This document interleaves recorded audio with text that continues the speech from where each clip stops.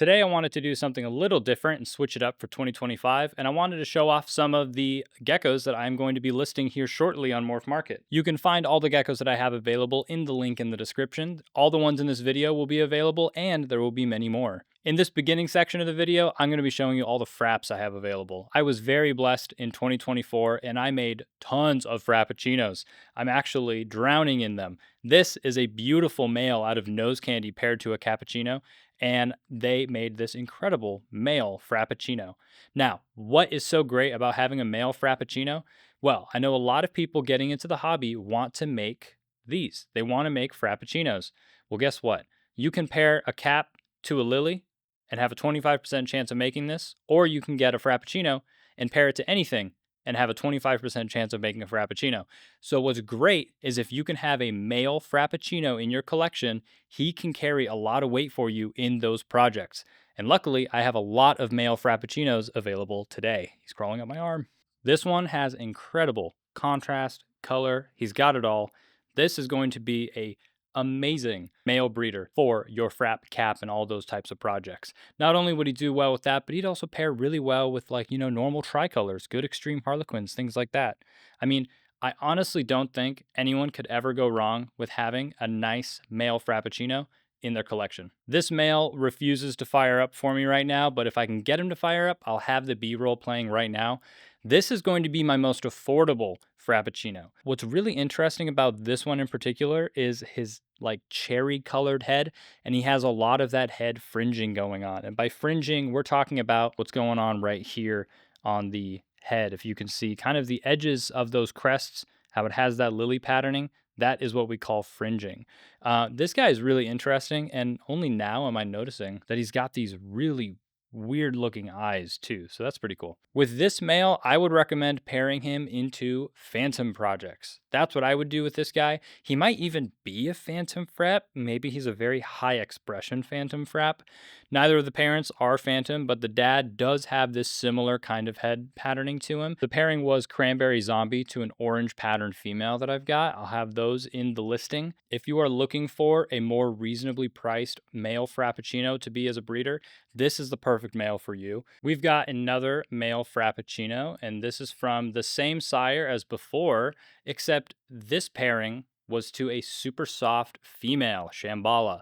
So that means that this is a soft scale male Frappuccino. Everything that I said before about the utility of having a male Frappuccino, the fact that he's soft scale makes him have even more utility in so many more projects. He's got really great lateral patterning, a little bit of that drip going on here on the dorsal, really awesome fringing on his head. He could have better head structure. However, I think that the soft scale gene and his really great patterning makes up for it. He's going to end up having so much more pattern as he develops too. This is going to be a really good male, especially if you're trying to work with anything soft scale. All right, we're stepping it up in the quality as well as the size. Another male Frappuccino. This is from Scarface paired to my male Cappuccino. And this is just a fantastic looking Frappuccino. And again, it's the same odds as pairing a lily to a Cappuccino. Pairing a frap to anything is going to give you 25% chances of making another Frappuccino. Okay, I promise this is the last male frap I'm going to show you guys. This is the best one that I have available right now. This is from Moonshine. And if you know her, she's one of the first, she's actually the first lily white that I ever bought. And for good reason. She is gorgeous. And I paired her to that same male cap, and they made me this. This was everything that I was hoping for them to produce in terms of Frappuccinos. Incredible. And the caps that she made too are really great, but those have all sold out. She is one of my most well-known geckos. I love what she produces. Not only is she beautiful, but she's one of the best producers I've ever had too. Every single season, it is a guaranteed 10 eggs that she gives me at least. She is just a rock star when it comes to breeding. And a lot of people don't really focus on that too much, but that's a really important thing to know when you're buying a male or a female gecko, even when they're younger, is, hey, what kind of producers are the parents? Is the mom a really easy layer or a really great layer? Is she more of a, or is she more finicky about laying her eggs? Does she lay low calcified eggs, anything like that? Or, was the male like a slow grower? Does the male have a hard time breeding? These are important things to consider when trying to advance the hobby further. This male, the mom, incredible layer, and the dad is an incredible breeder too. Both of them have been some of the best breeders in my collection.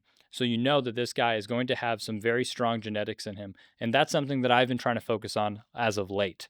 Now I'll show you the one female Frappuccino that I'm going to be listing. This is the female Frappuccino. This is from Nose Candy as well, and this one is incredibly unique looking. The red patterning or deep orange patterning that you kind of see on her head and her front arms, those are such a different shade of like a burnt orange or a almost like a red type pattern. It is a much more unique color compared to all the other fraps that I've seen. This one's really interesting to me, and if it doesn't end up selling, I'm sure you hear every breeder talking like this, I am going to end up keeping her if she doesn't sell in this listing. It's probably a safe bet to say that I can never have too many female Frappuccinos. So grab her while you can. I always recommend buying them young. You're going to end up paying an arm and a leg for this same female at ready to breed size. So I always recommend buying them at this size. It's a great size to get at that 15, 16 gram range. You can be pretty confident if there are no pores that it's most likely a female. Now let's go ahead and show you some of the Solomon d'Or offspring that I'll be offering up. This is a Tangerine of all time. This is a really awesome looking Extreme Harlequin pinstripe, really Tangerine.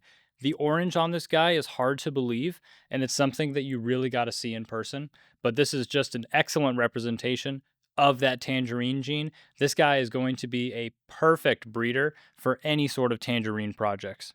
Now this one I originally had as a holdback female, but as luck will have it, it's now turned male. Regardless, he's an excellent example of that triple X-ish pattern, a great, really good orange tricolor, not that more classic graham cracker tricolor. This guy's got that really awesome orange with a good amount of white coming in on those laterals. He's got excellent head structure too, and from that Solomon d'Or's lineage. What I would do with a male like this is hell, I'd pair it to a lily, I'd pair it to a cappuccino, frappuccino, tricolors, tangerines. Because of that incredible vertical pattern that he has, that's going to transfer over really well into pretty much any vertical projects of any sort. And a plus for me is that he's got this banding over the dorsal that you can see. That's that tiger gene breaking through, and it's going to mean that the kids should have pretty minimal pinstriping as well, but they're going to have excellent vertical patterning, which is what I'm after. So this one is going to be up. For anyone that's looking for a great Solomon d'Or offspring, this is probably going to be your best option for a long time. And the final Solomon d'Or offspring I'll be offering up is this male here.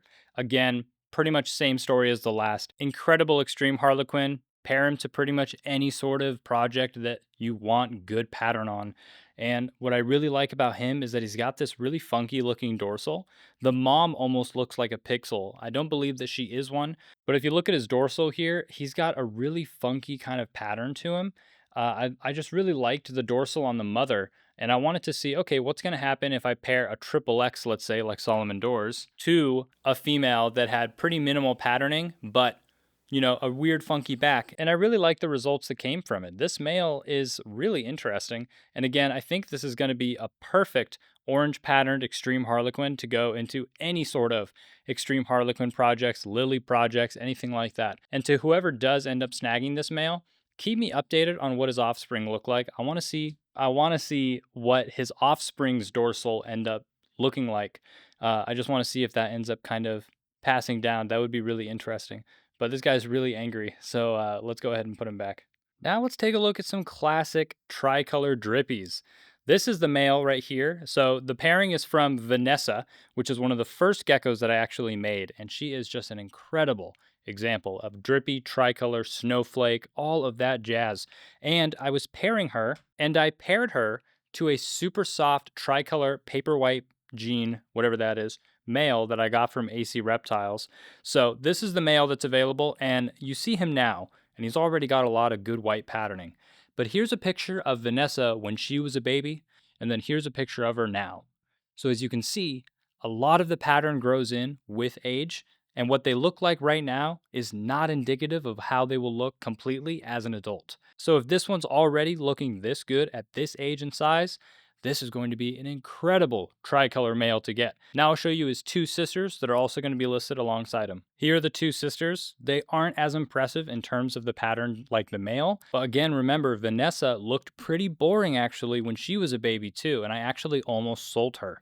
But I held on to her because people told me about how the snowflake gene works. I'd put my money on these two looking very similar to the mom once they're fully developed. So they're still going to be listed at a very reasonable price. I'll grab that right now. So I would grab them while they're young, like I've been saying, but these two females are going to end up being some pretty good tricolors, I'd bet. All right, I've got two more probable female incredible cream patterned extreme harlequins. Chadette is one of my best producers. She's a very consistent producer as well. She's always making excellent extreme harlequins, and hey, even the odd triple X every now and then. And so any of her offspring, especially females, I couldn't recommend more. This is her other female extreme harlequin that I'm going to be offering up. If you see anything that you like in this video, go ahead and screenshot it, and you can DM me on Instagram as well if you're interested. But other than that, go to my morph market, which will be linked down below, and you can find all the details to all of the different geckos that I'm going to be listing. But let me know down below if you like this format, if you like this kind of showing you what I have available style instead of my normal talking head. But anyway, thank you guys for watching. Make sure to like, subscribe, all the YouTube mumbo jumbo, and I'll see you guys in the next video.